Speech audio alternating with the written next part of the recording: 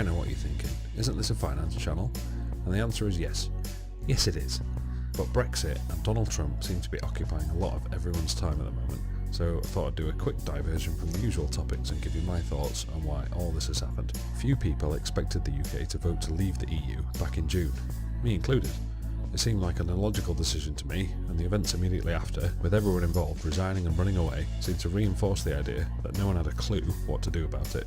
I was less surprised when I woke up to find Donald Trump would be the new president of America, though still baffled.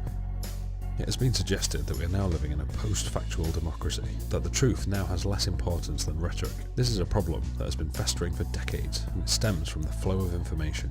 Information used to be a highly valuable commodity, and it could only be gained from a few places, the TV and the newspapers.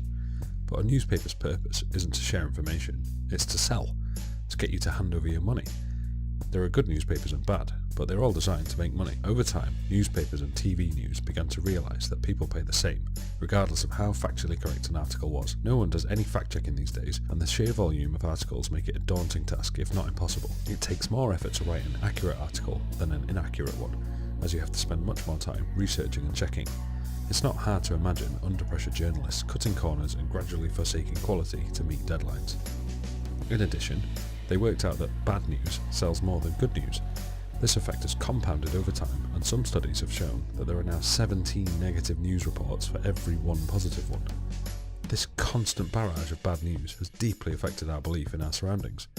By virtually every measure, we are better off than we were 50 years ago, yet most people's perceptions are that everything's worse. The rise of the internet and social media has further diluted the need for truth. Anyone can post an opinion on Facebook and have it regurgitated and shared around as if it were a fact. Information has become such a common commodity that it's lost its value.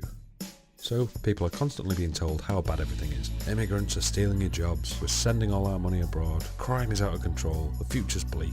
It's all nonsense, backed up with no facts. But it doesn't take long before people start to believe it, and then the wisdom of the crowd kicks in and it snowballs out of control.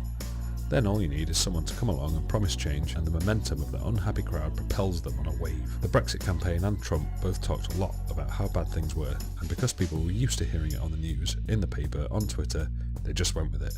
It didn't seem to matter that the change they voted for doesn't really seem to solve any of their problems. In both cases, the vote has left the country completely divided.